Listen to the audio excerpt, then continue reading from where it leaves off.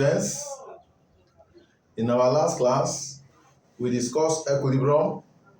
We are going to continue from where we stopped today. Now, we discussed that the equilibrium constant of the forward reaction is the reciprocal of that of the reverse reaction. Now, we still have more points to discuss on equilibrium. We say that K1 is equal to 1 over K2. That is, if you have A, give us B, K1, B, give us A, K2. This implies that K1 is equal to 1 over K2. You are going to see these calculations in your higher institutions, especially. Some advanced schools can still use it in secondary. Now, we still have more points to deal with. Point 2, when the chemical reaction is multiplied by a factor n, the equilibrium constant of the new equation will be raised to nth power. If I have A, give us B, I have K1, then B, then NA, multiply this equation by N, NA, give us K2, NB. How is K1 and K2 related?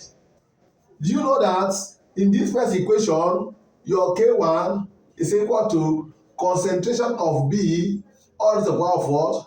Concentration of A. Then the second equation, the equilibrium constant, K2, is equal to concentration of B raised to the power of N, because N is the power, divided by what? Concentration of A raised to the power of what? N. N remains the coefficient. The coefficient becomes the power. Then when you look at it, it is now B concentration over A concentration all to the power of what? N. Therefore, K2 is equal to what? K1 or N. So that is it.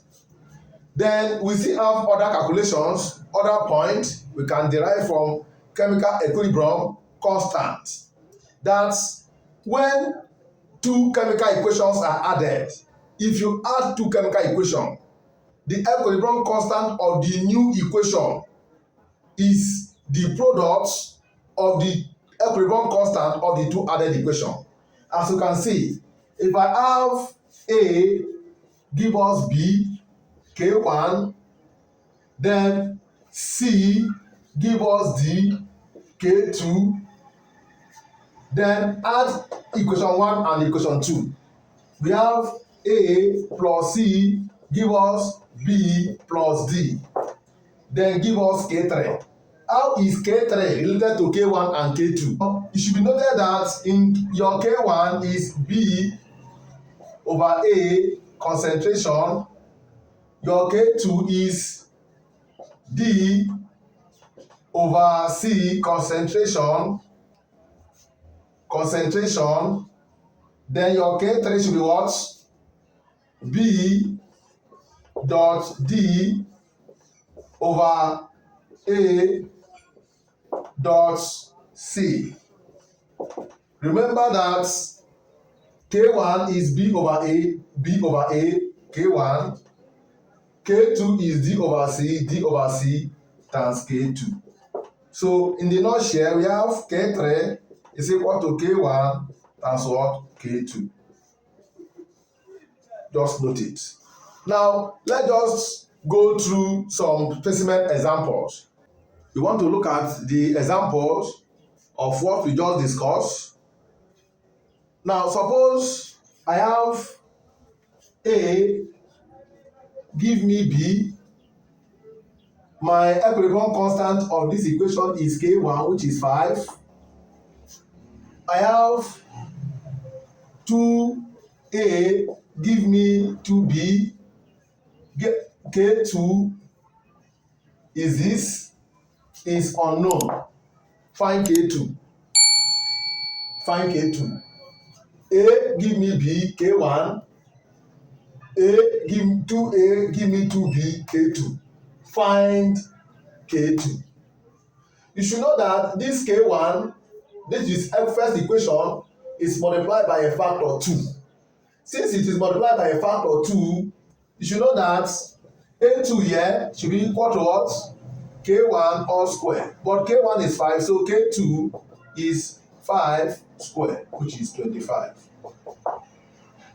That is it. The 25 is the right what? Answer. Because this equation is multiplied by 2, the equilibrium constant of the new equation will be raised to what? Nth power, which is 2. Now, another calculation is if I have hydrogen plus oxygen give us water 1/2, gas, and gas. Find this, your K1, your K value is given as 4. Find the equilibrium constant of the equation 2H2 plus O2 give us 2H2O, gas, K2. Now, what happened here is this equation, this first equation is multiplied by 2 to get the second equation. Since this first equation is multiplied by a factor 2 to get the second equation, it implies that your K2 is equal to what? K1 all square, which is what? 4 square, which is what? 16. So 16 is the right answer to this equation. Now, still on equilibrium, we are going to look at equilibrium constant. Equilibrium constant can be expressed in many ways. Equilibrium constant can be expressed in terms of concentration. Equilibrium constant can be expressed in terms of partial pressure, Kp. Equilibrium constant can be expressed in terms of mole fraction, Kx.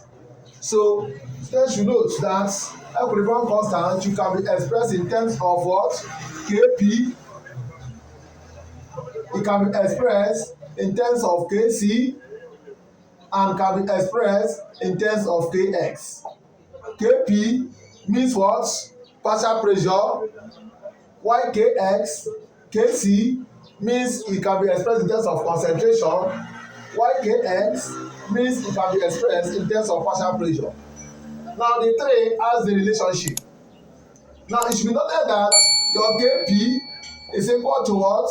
Your Kc bracket RT change in N.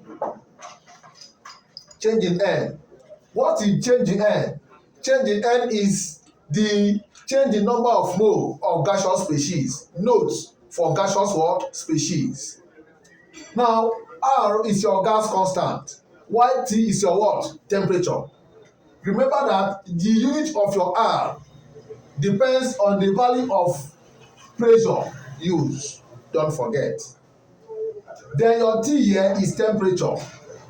Also, change in N is MP minus NR for gaseous species. Number of mole of gaseous product minus number of mole of gaseous what? Reactant. If the number of mole of gaseous product is equal to the number of mole of gaseous reactant, it means that your change in N is equal to 0. And when change in N is equal to 0, let's put it into the formula that we have Kp is equal to Kc RT change in N, which is 0. RT to the power of 0 is 1. A to the power of 0 is what? 1. Therefore, Kp become equal to what? Kc. So students, under what condition will Kp become equal to Kc? Kp become equal to Kc if the number of mole of gaseous reactants become equal to the number of mole of gaseous what? Product. That is it. Also, we have Kp with regard to what? Kx. Now, Kp is equal to what? Kx bracket what? Pt change in N, where Pt is your total pressure. Pt means what? Total pressure. The same condition applies. Change in N is what?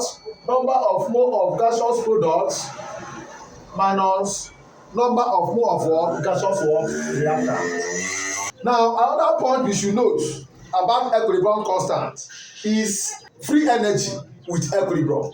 Is what? Free energy with what? Equilibrium. Now we have that delta G is equal to what? Minus RT ln K. Ln K. It can be Kp, it can be Kc. But what we have here is what? Ln K. Now, if delta G is equal to 0, a reaction is said to be at what? Equilibrium. If delta G is 0, a reaction is said to be what? At equilibrium. If delta G is 0, what should be your K? If delta G is 0, K should be equal to 1. If the G is 0, K is 1. On that note, the reaction is at equilibrium. So students should note that if G is 0, K is 1, the reaction is at what? Equilibrium. If delta G is greater than 0, your K should be less than 1. Delta G greater than 0, your K should be less than what? 1. On that note, the reaction is not feasible, not what? Non-spontaneous.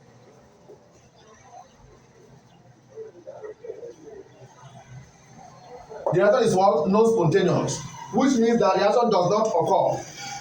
The reaction is not feasible. The backward reaction is what? Favored.